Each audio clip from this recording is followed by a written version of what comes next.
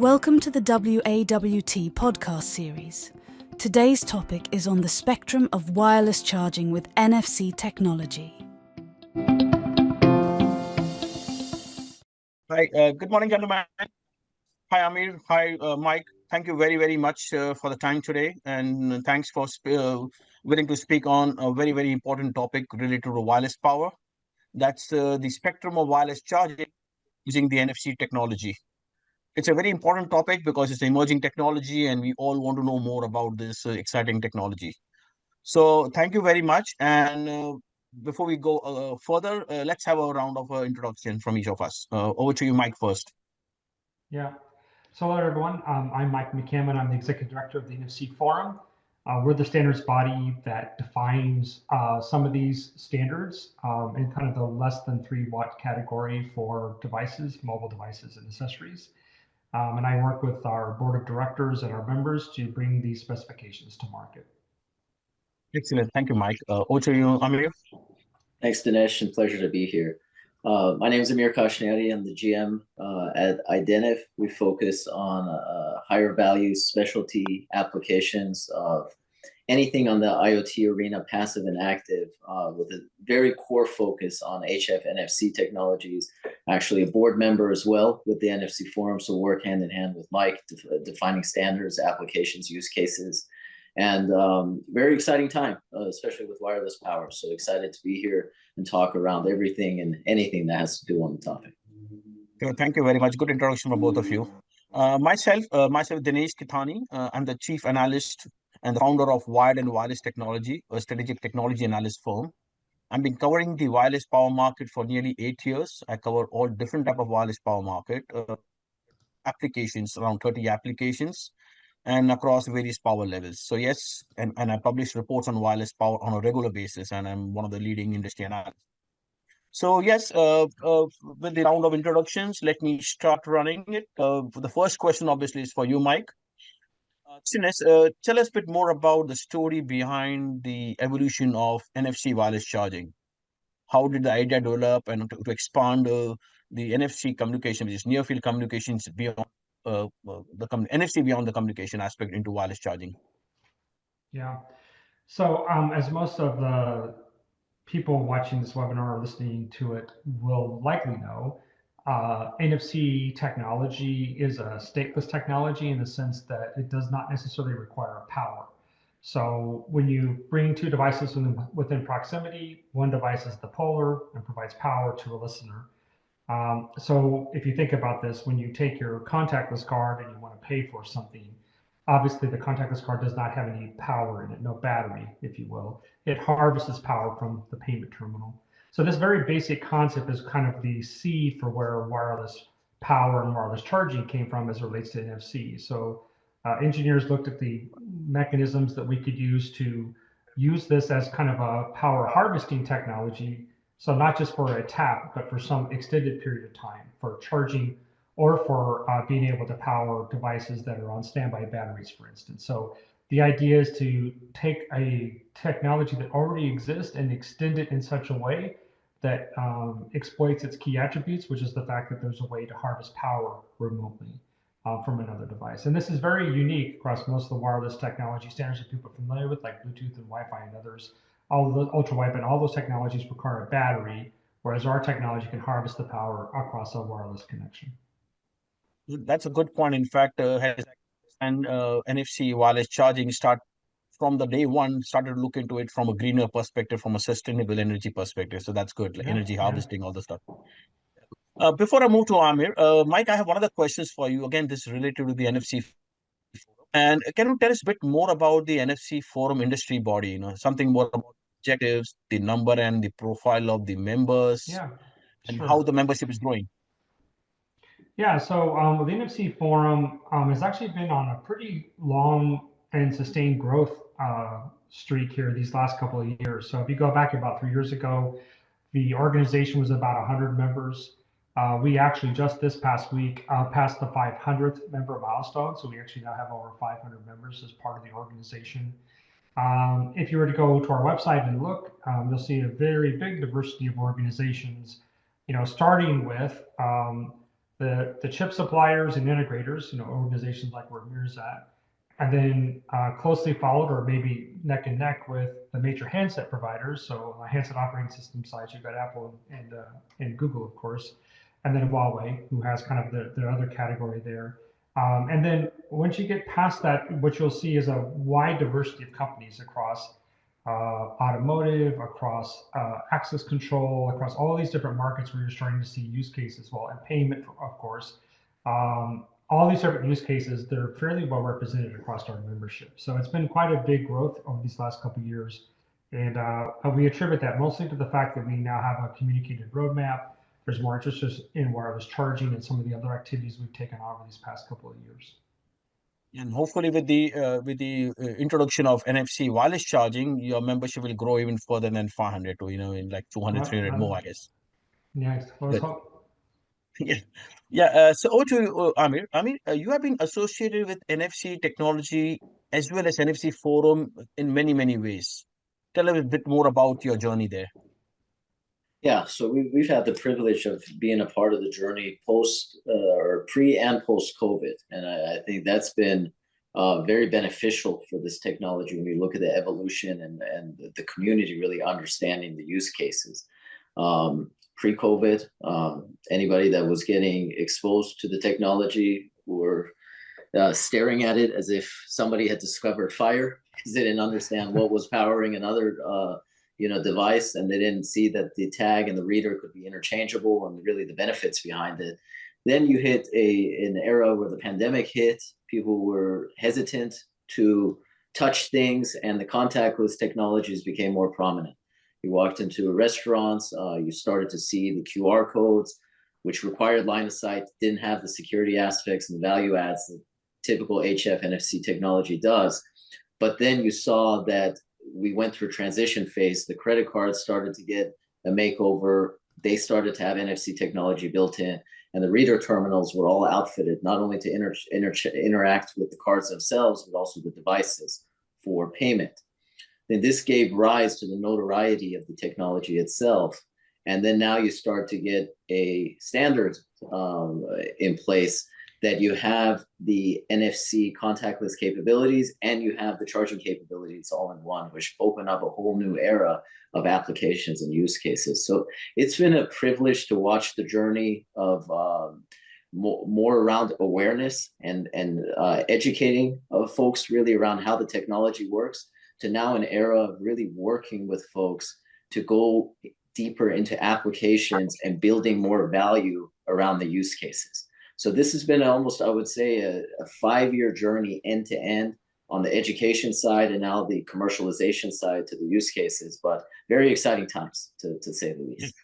Yeah, and I must say, I'm sure NFC Forum is privileged to have you as one of your board members who come in with a lot of, not only on NFC as a technology in general, but also from the use cases or the problems or that we all are facing, for which you're looking into NFC charging as a good alternative out there. So that's a good one. So thank you.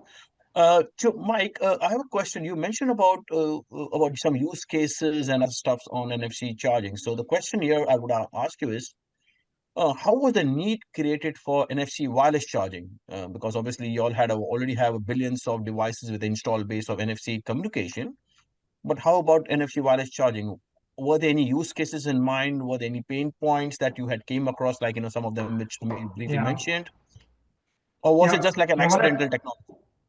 No, I wouldn't call it accidental. I would say that what I would say is that as our lives migrate to smaller and smaller devices, there's always a need to have that are battery powered.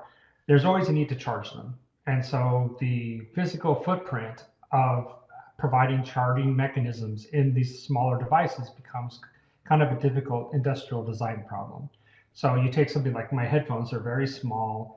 You don't want to have something gigantic. And you look at the most popular wireless technology that consumers use today, like Qi, for instance. It's a great technology, but it's quite large. The coil, they would be like earrings on the bottom of my headphones if I wanted to use something like Qi in these devices. So the idea is that as our lives get more down that path of mobility and consumer electronics products, the need for having something small with more flexibility was important.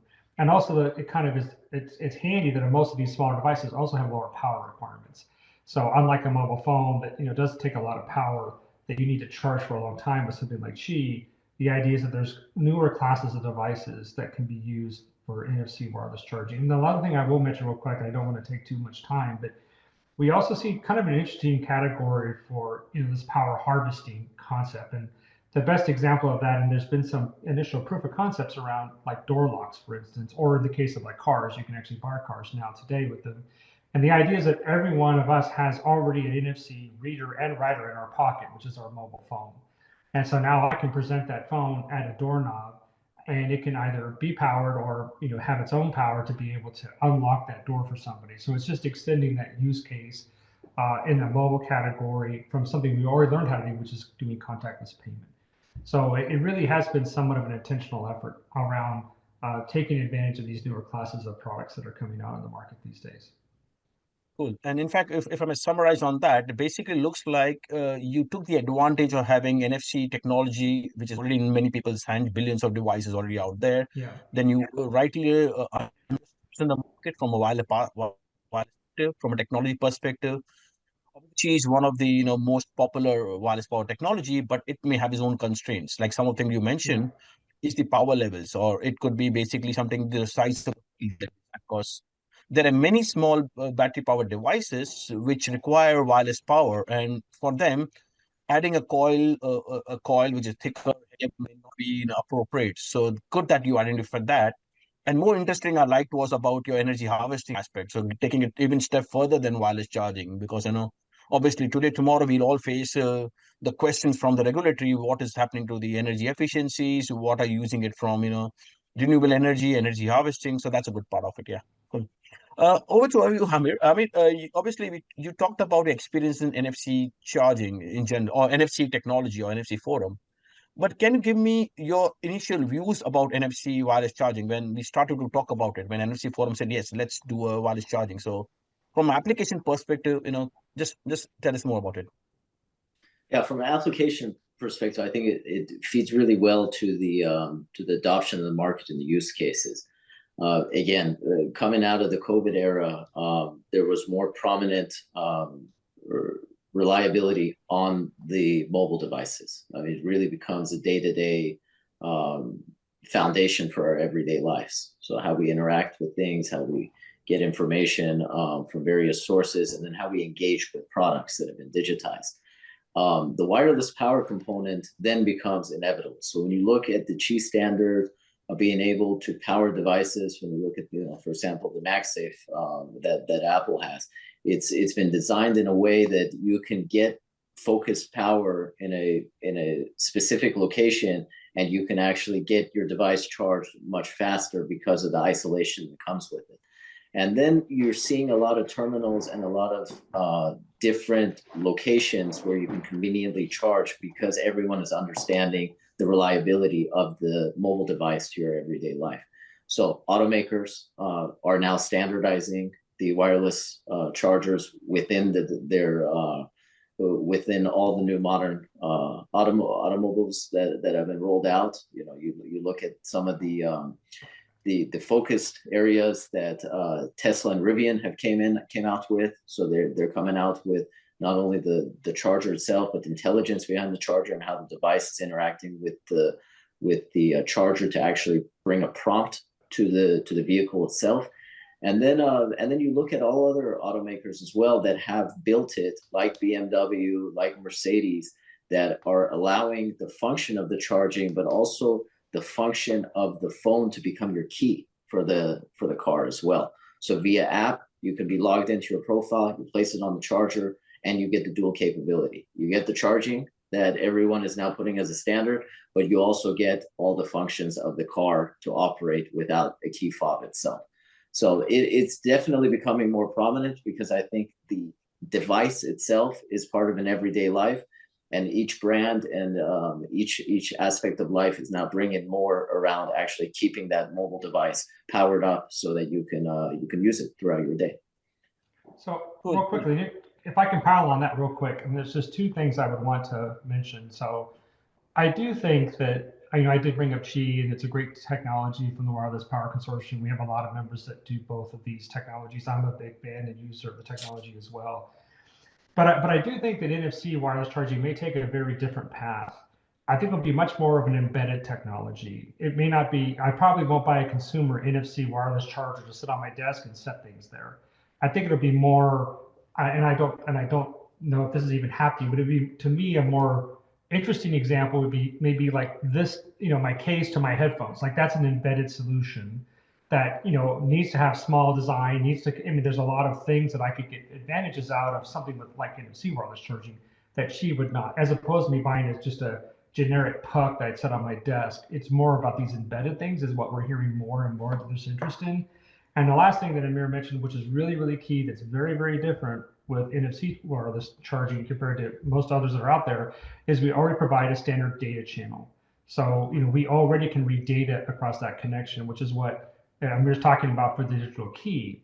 But if you are building a product and you're thinking, I'd like to have like a encrypted handshake, so like I don't power up or even work unless I've got my branded case, I could actually build a data channel piece of that and using NFC to do that handshake that maybe I don't even power up unless it's a known product. There's a lot of flexibility that having a data channel and being able to do an embedded technology that's vastly different from the ecosystem we see around something like Qi today.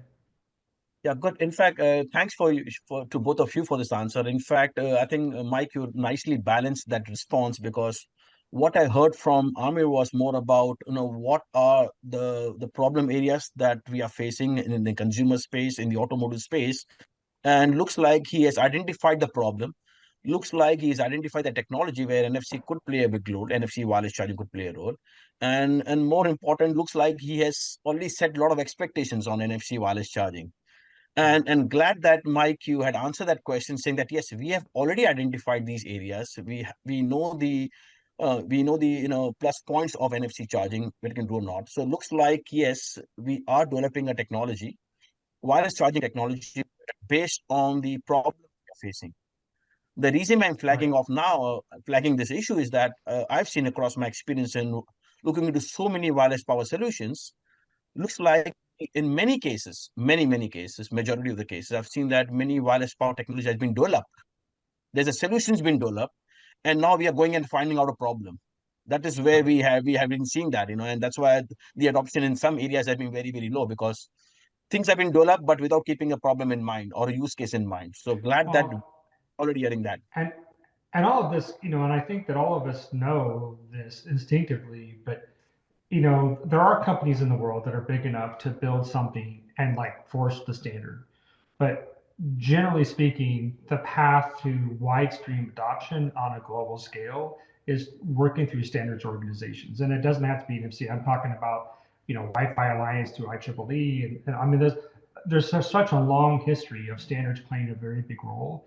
And I think there's no reason to assume that would be different, in the category of wireless charging. That standards do help get you scale. And if you're a company like, I know Amir has this problem, it's like once you have a standard, you can drive down your costs. There's a whole bunch of things you can do that you normally can't do if you have a private solution sometimes. Yeah, and Mike, obviously, I'm engaged with NFC Forum since 2018 when wireless charging was being developed. I was also very much engaged, guys, when we had a first launch when NFC wireless charging was launched in 2019, and there are a few applications already in the market. And I was very impressed, to be honest. My first interaction with NFC Forum. I was very impressed with the punchline, which we had, from NFC Forum. Very, very crystal clear punchline and the objective of why we have NFC wireless charging or what its purpose is. I know the answer, but I want you to say it out to the audience. Basically, what is the single aim or objective of NFC wireless charging? What is that punchline that made it very, very clear for the potential product developer, design companies or design engineers? Yes, NFCs. This is what I want for this type of use cases.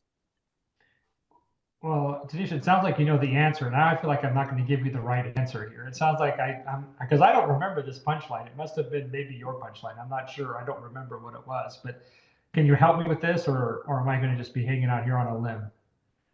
You're putting me in a spot, but yes, what example, when I checked up with the NFC forum, I said, yes, tell us a bit more about the technology, what frequency levels are, what power levels are, or what applications you're looking at. I think the answer was very, very clear. There was a one slide which says, the plan for NFC wireless charging is basically to target the small battery powered devices.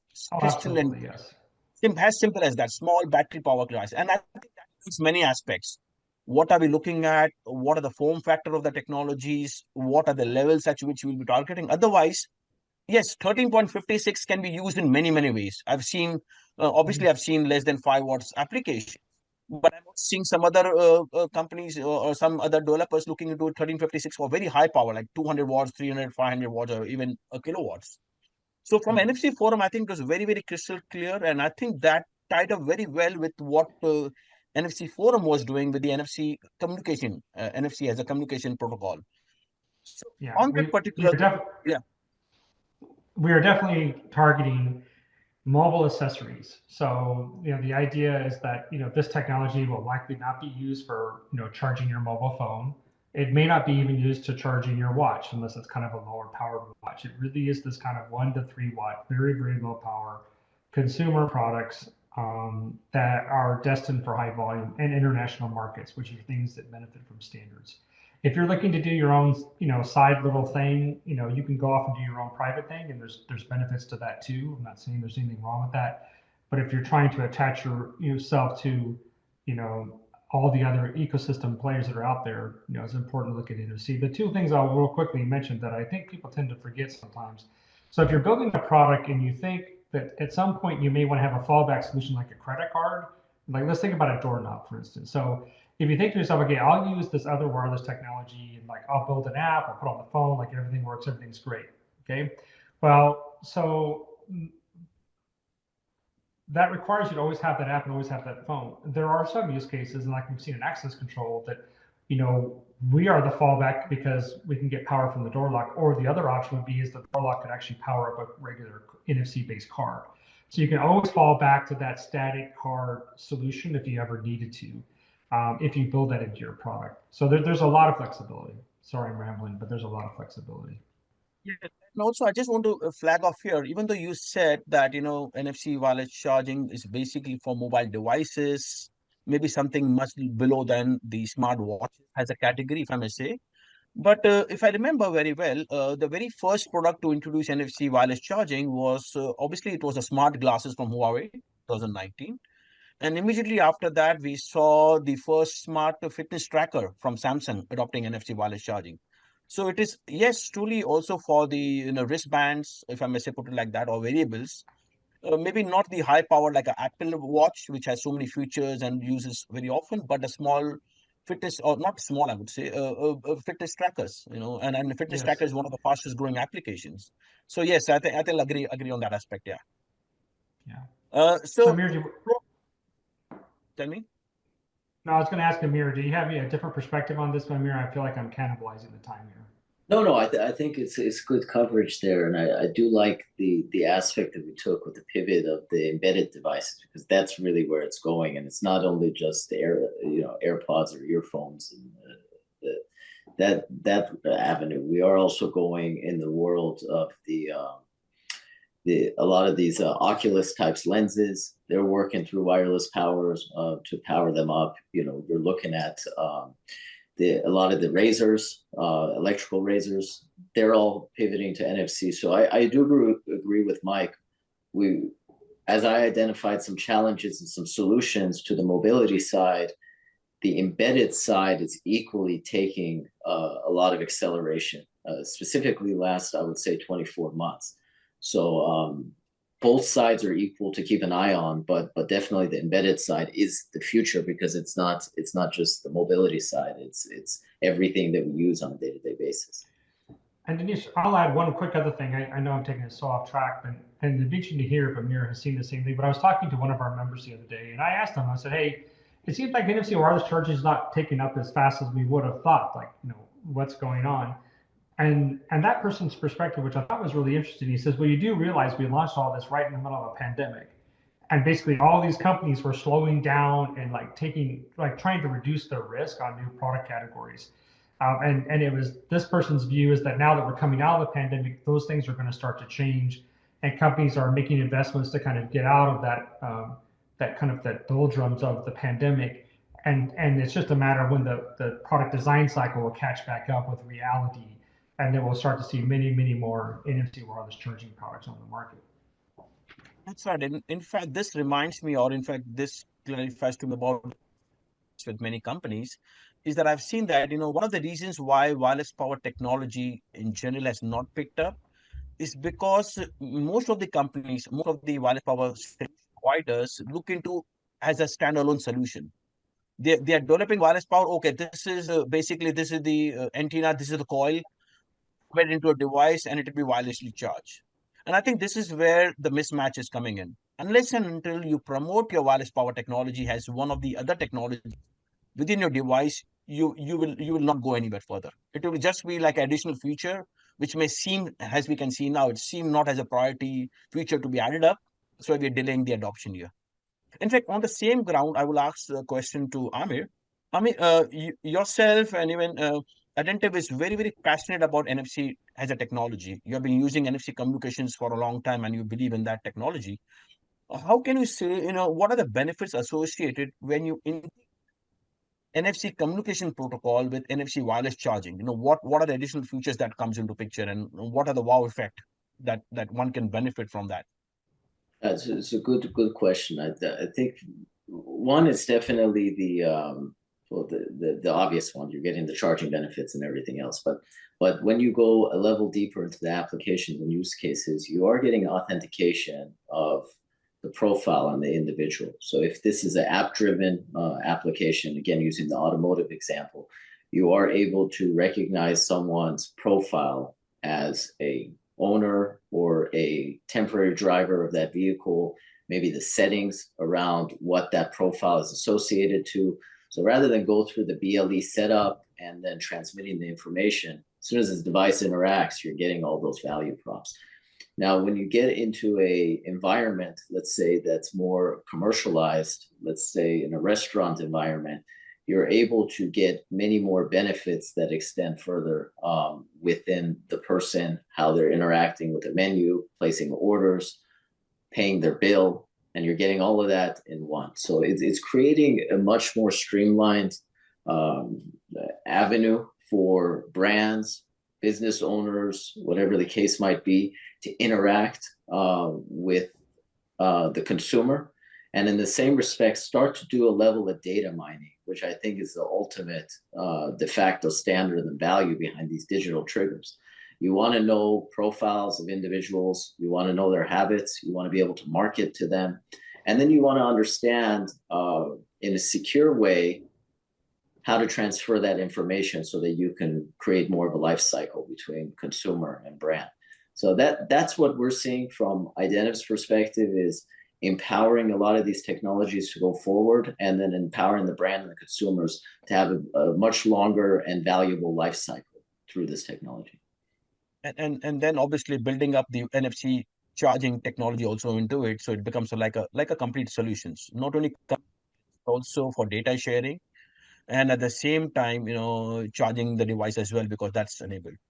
So, Exactly. on the same ground, yeah, and also the same time, when you look into communications and you want to add NFC charging, again, obviously, I also look into the BOM cost, and I think that the cost is negligible to convert a particular technology like NFC communication into NFC charging. There's hardly much difference, because NFC is already into most of the devices, even there are many of them which does not have any charging.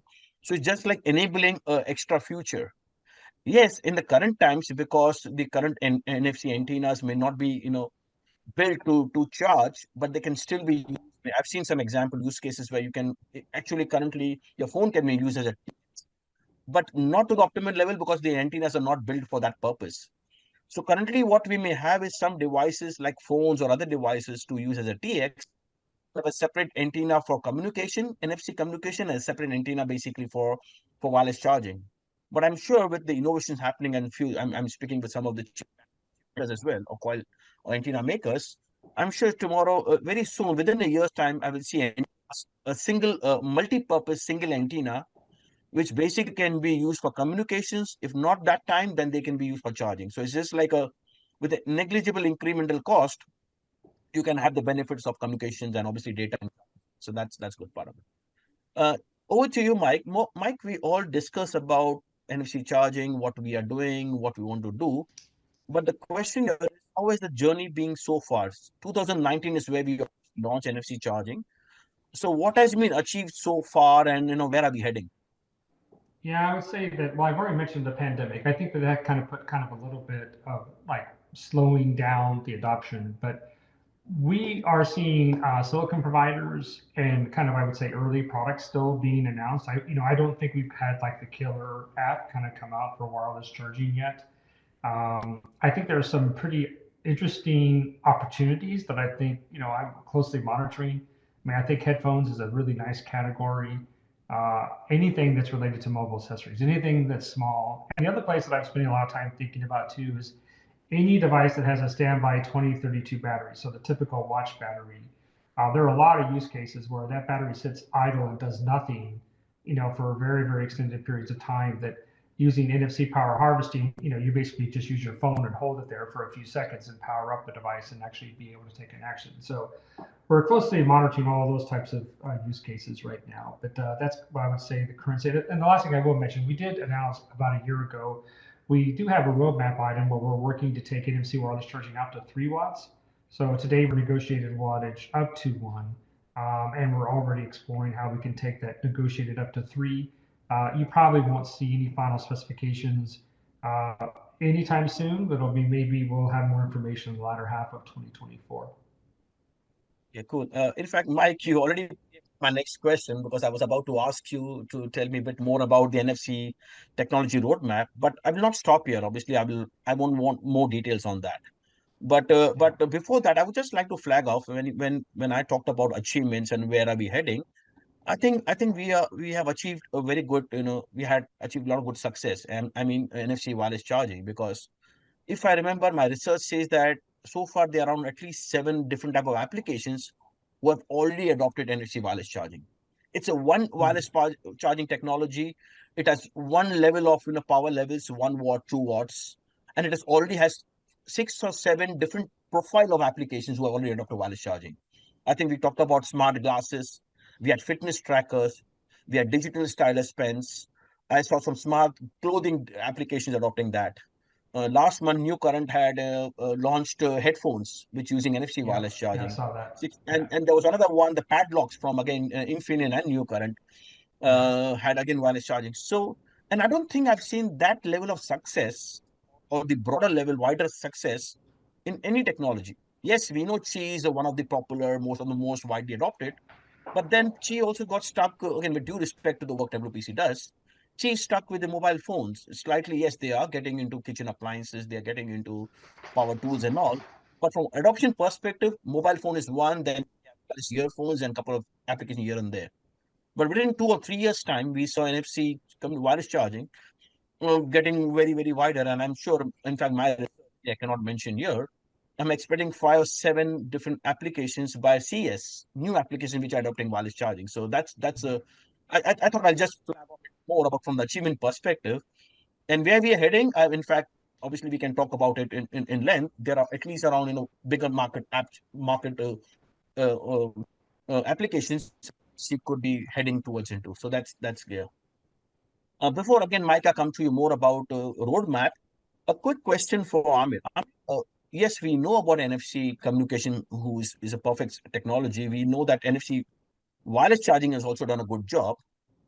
Again, you are from the OEM perspective, you are more from the application perspective. What do you think? Why do you think it's taking up time for any OEM to adopt NFC wireless charging?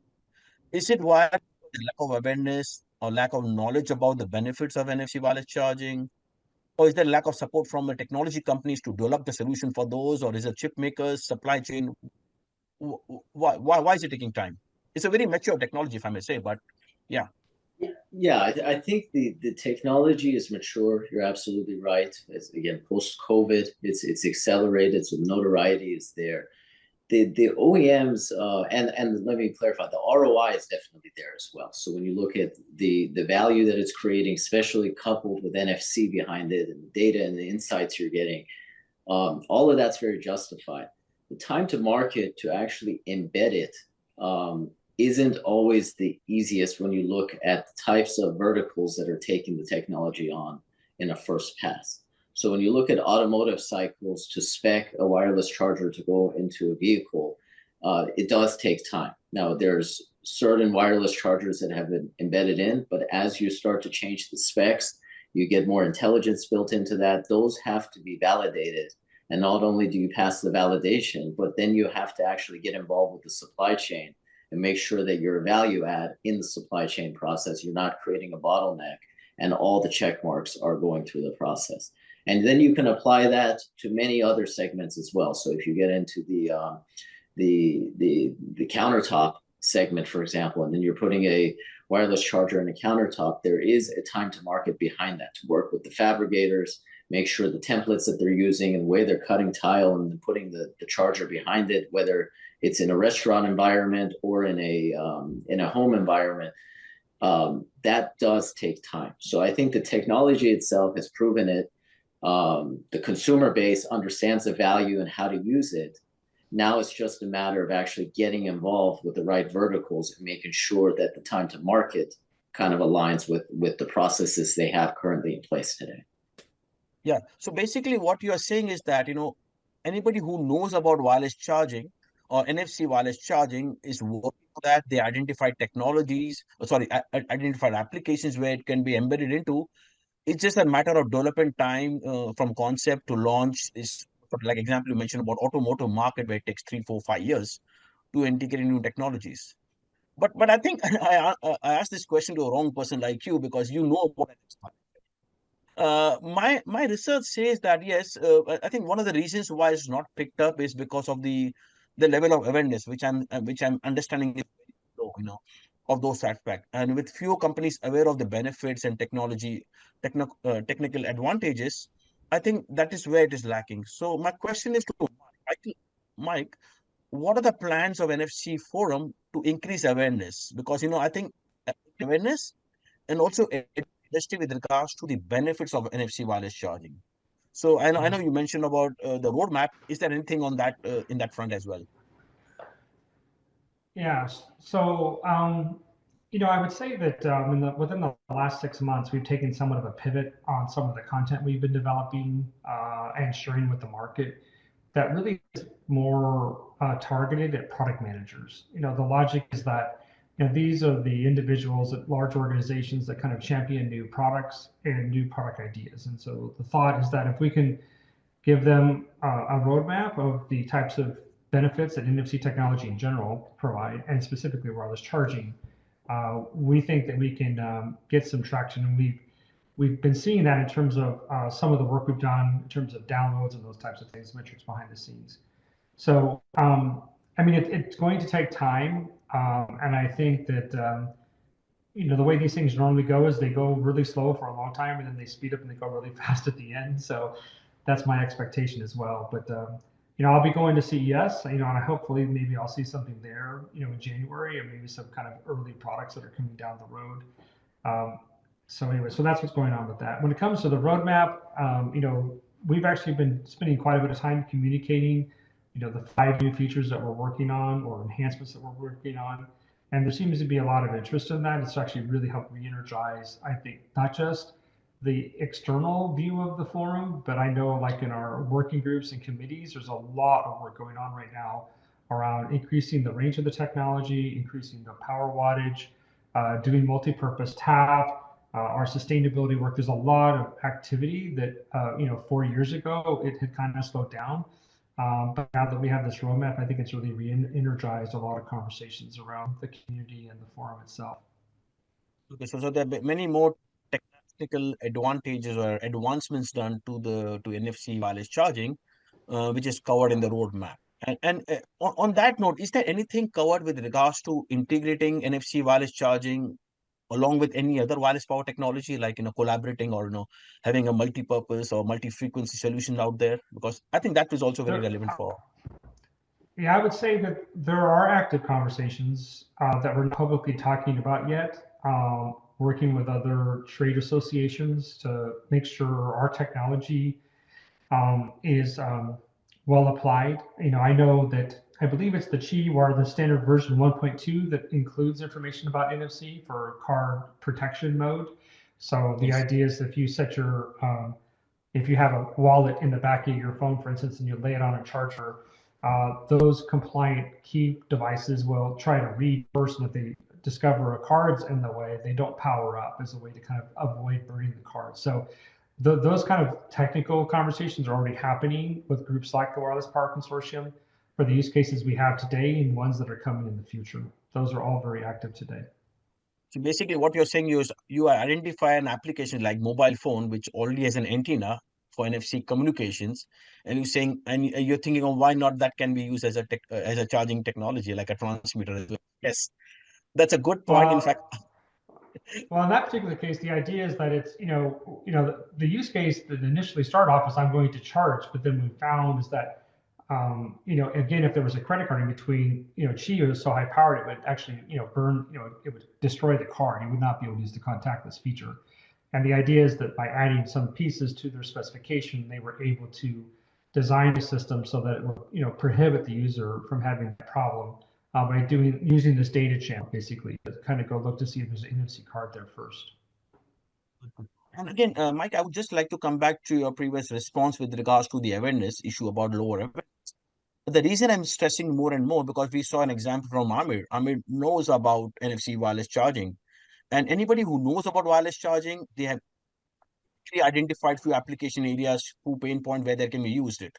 We saw the example also about digital stylus pens, where we introduced NFC charging there, and immediately the USI, the Universal Stylus Initiative, let's partner in Yeah. and try to add in NFC charging everywhere. So it's more about, I would say, once people know about NFC charging, once we are very clear that our punchline, which I say small battery powered devices, becomes very clear to them, I think that process become much easier. I would say relative to other technologies.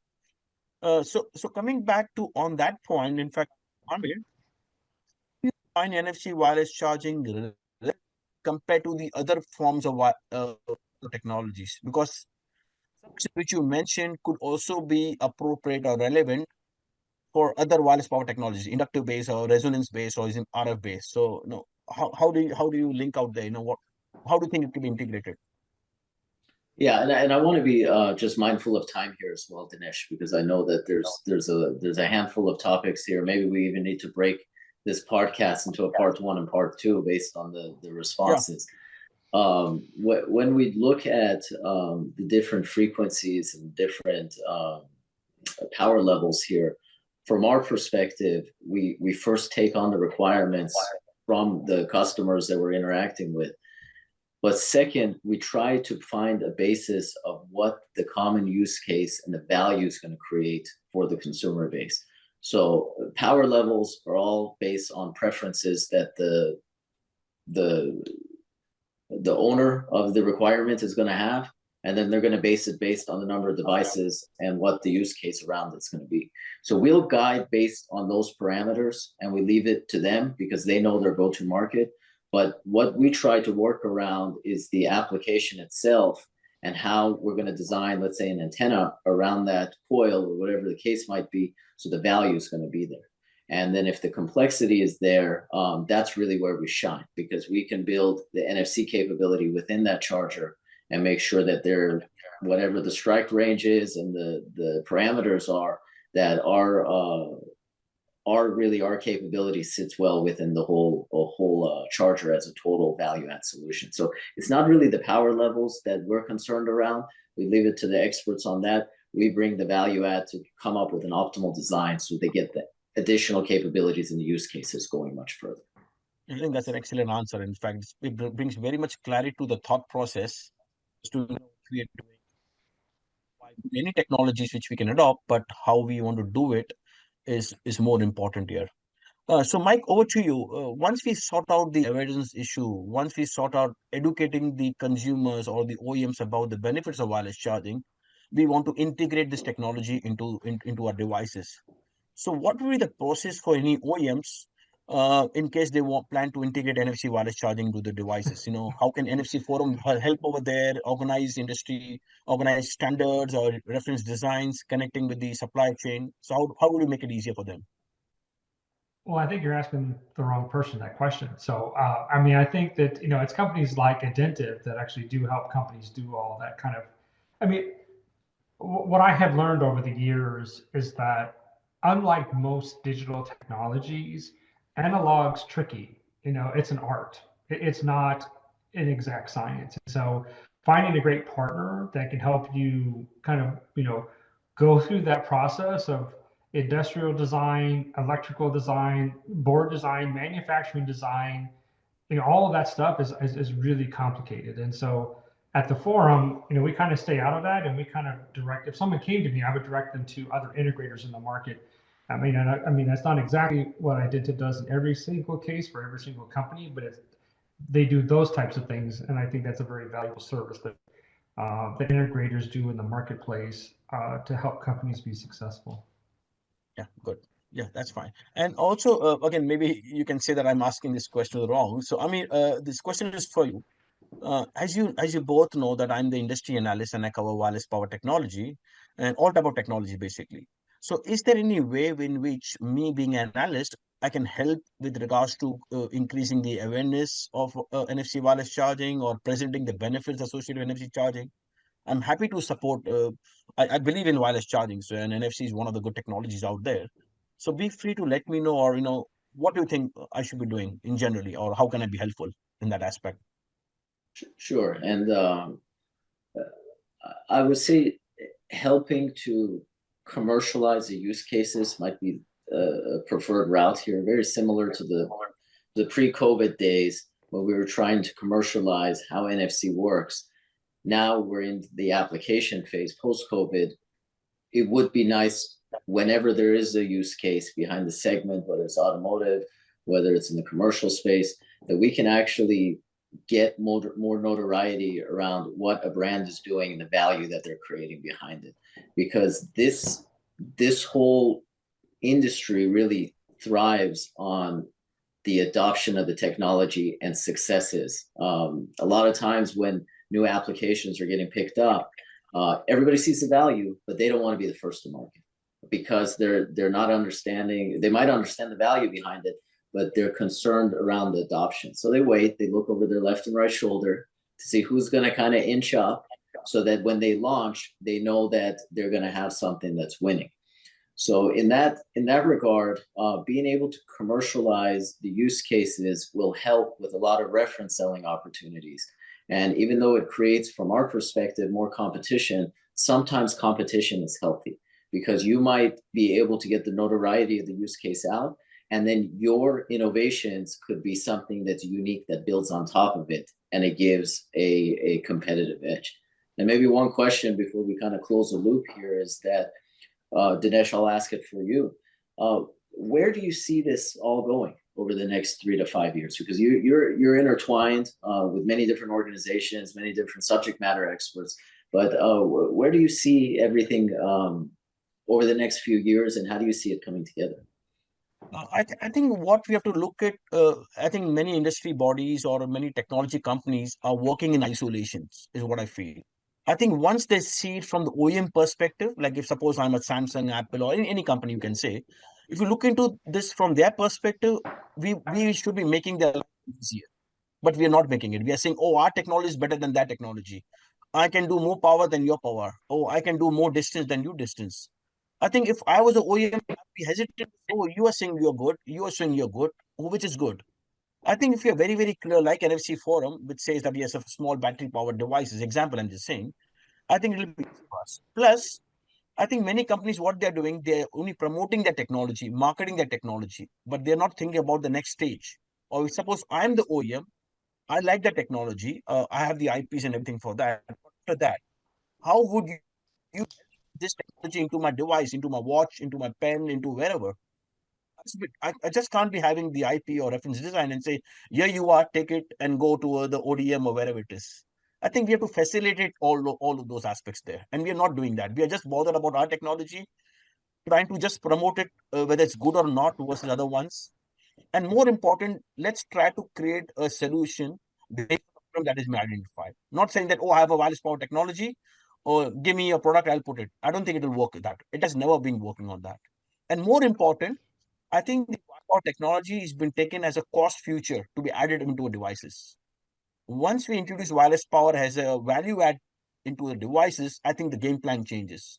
Once you make the OEM, once you make the consumer or the enterprise understand that adding wireless power will increase the ROI, will increase the consumer experience, that is when they say, wow, this is what it will do.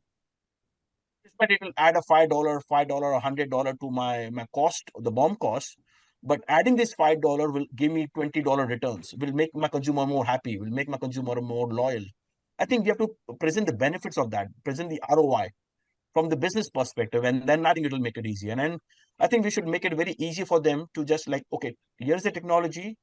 We are providing the technology, but we also give you hands and legs. People can put this technology into your device. I think I'm finding that as the most important part of aspect here. I One, know we, yes, tell me. I Yeah. know we need to, well, I was going to say, go ahead and ask your last question, because I know we both need to jump today. Okay. And I have a hard stop here too right now, so I do need to drop Sure. right in about a Just minute. one more question to any of us. Yeah. Mike, you have any questions or? No, I was just take one quick example that, hey, when we think about wireless charging and we think, why is it not moving, all those things, you may want to also look at the fact we have this thing called wireless payment that took a whole variety of organizations working together to kind of make that mainstream. I'm talking about obviously contactless payment. There's not just one trade organization, there's not just one technology, there's not just one OEM. It's the industry working together for solving a user problem in a particular use case. And so I'm very hopeful that we can take what we've learned from wireless contactless payment and apply it to things like wireless charging as well. I think that we are closing on a very nice analogy which Mike has presented, and this is where we require a bit of a collaboration and working together, hand holding of each other, and getting it into the right people's hand. So I think thank you very much. I'm sure we can go on and on, but thank you very much. I hope this conversation will help the industry to understand the technology and possibly come up to each of you, either you, me, or even Mike, anybody, with any questions, so that things are very clear and ready for us to okay. Absolutely. Thank you All right, very much, thanks all of everyone. you. Thank you, Thanks a Dinesh. lot. Thank you, Mike. Thank you very Yeah, much. bye. Take care. Bye. Bye.